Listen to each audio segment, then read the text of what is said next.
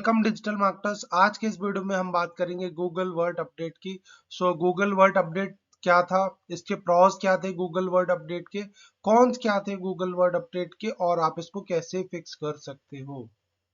Google word update आया था 2019 में, और गूगल वर्ड का यहाँ पे सिंपली फुल फॉर्म है by directional encoder representations from transformers.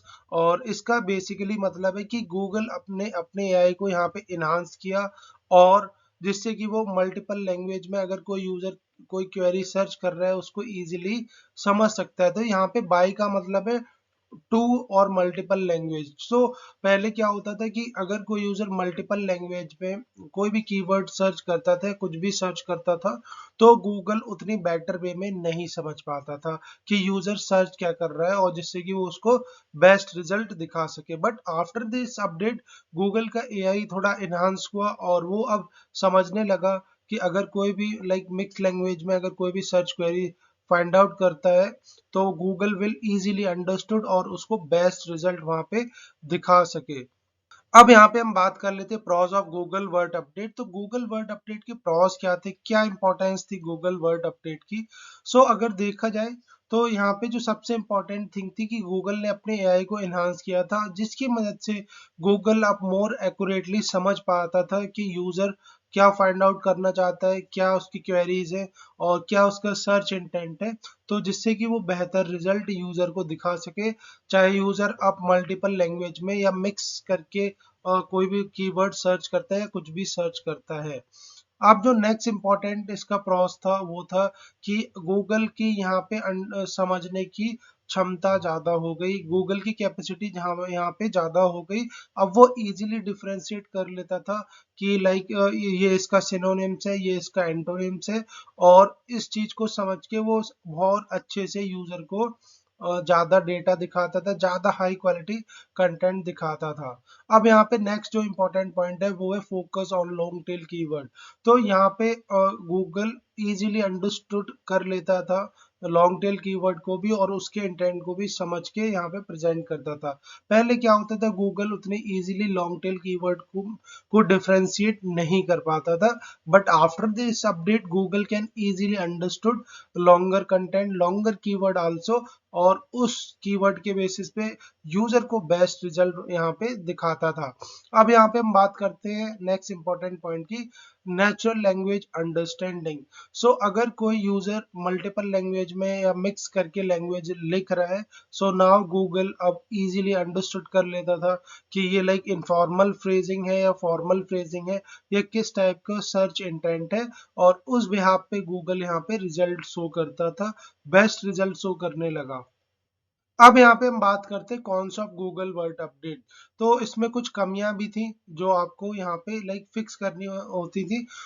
जब ये अपडेट आया तो यहाँ पे कीवर्ड ऑप्टिमाइजेशन पूरी तरह शिफ्ट हो गया लॉन्ग टेल कीवर्ड की तरफ। अब लोग कम फोकस कर रहे थे ब्रॉड कीवर्ड और मीडियम टेल कीवर्ड। अगर उनको रैंकिंग चाहिए थी तो उन्हें है ना सिमेंटिक कीवर्ड या लॉन्ग टेल कीवर्ड पे यहाँ पे फोकस करना होता था। और इसके बाद content quality becomes a Paramount.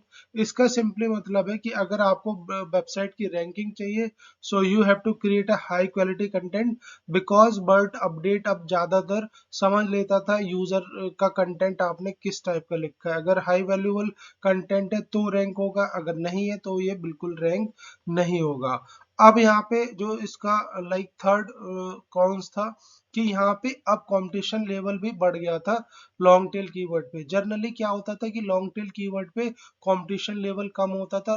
यहाँ पे मेजरली लोग फोकस करते थे शॉर्ट टेल और मीडियम टेल पे। बट इस अपडेट के आने के बाद सब लोग लॉन्ग टेल कीवर्ड को टारगेट ज्यादा करने लगे, और यहाँ पे कीवर्ड लॉन्ग टेल कीवर्ड का कंपटीशन लेवल बढ़ गया। अब हम बात करते हैं नेक्स्ट पॉइंट की, टेक्निकल कॉम्प्लेक्सिटी। तो इसका सिंपली मतलब है कि वर्ड के आने के बाद यहाँ पे अभी जो ट्रेडिशनल कीवर्ड थे, टारगेटिंग करने का जो तरीका था, वो अभी भी उतना क्लियर नहीं था कि गूगल वर्ड अपडेट किस हिसाब से कीवर्ड को अंडरस्टूड करता है और उनको रैंकिंग प्रोवाइड करता है। अब हम यहाँ पे बात करते हैं गूगल वर्ड अपडेट को कैसे फिक्स कर सकते हो। अगर आपकी वेबसाइट पेनलाइज हुई है तो how you will fix from this update. So सबसे पहले आपको यहाँ पे समझना है, फोकस करना होगा यूजर इंटेंट के ऊपर। यहाँ पे आपको समझना होगा कि कोई भी यूजर अगर कोई पर्टिकुलर कीवर्ड सर्च कर रहा है तो उसके पीछे उसका सर्च करने का रीजन क्या है, और उस बेसिस पे आपको कंटेंट डिलीवरी करनी है। अब यहाँ पे आपको समझना है कि हाई क्वालिटी कंटेंट आपको क्रिएट करना होगा, आपको इंफॉर्मेटिव, इंगेजिंग और वेल स्ट्रक्चर कंटेंट प्रोवाइड करना होगा, बिकॉज अब गूगल का एआई और ज्यादा स्ट्रांग हो गया है। तो यहाँ पे आपको हाई क्वालिटी कंटेंट लिखोगे और मोर क्वेश्चंस वाला कंटेंट अपने इसमें लिखोगे तो आपका जो कंटेंट है वो रैंक होने की पॉसिबिलिटीज होगी। अब यहाँ पे जो नेक्स्ट इंपॉर्टेंट पॉइंट है कि आपको इनकॉर्पोरेट सिमेंटिक सर्च करना है। तो यहाँ पे जो एलएसआई कीवर्ड है और जो सिनोनिम्स है उनका आपको यहाँ पे प्रॉपर यूज करना है, जिससे कि आपकी जो रैंकिंग आ सके, गूगल आपके कंटेंट को और ज्यादा अच्छे से समझ सके और आपका कंटेंट सही यूजर तक पहुंचा सके। इसके अलावा जो नेक्स्ट इंपॉर्टेंट पॉइंट है, स्ट्रक्चर और कंटेंट लॉजिकली।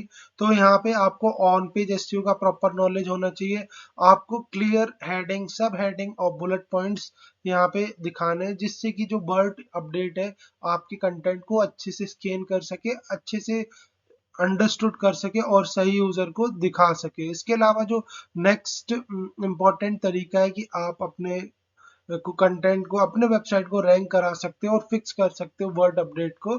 सो इसका सिंपली मतलब है कि आपको ज्यादा फोकस करना है लॉन्ग टेल कीवर्ड पे, और क्योंकि लॉन्ग टेल कीवर्ड पे यहाँ पे कंपटीशन कम होता है in comparison of broad match and like in comparison of medium tail and short tell.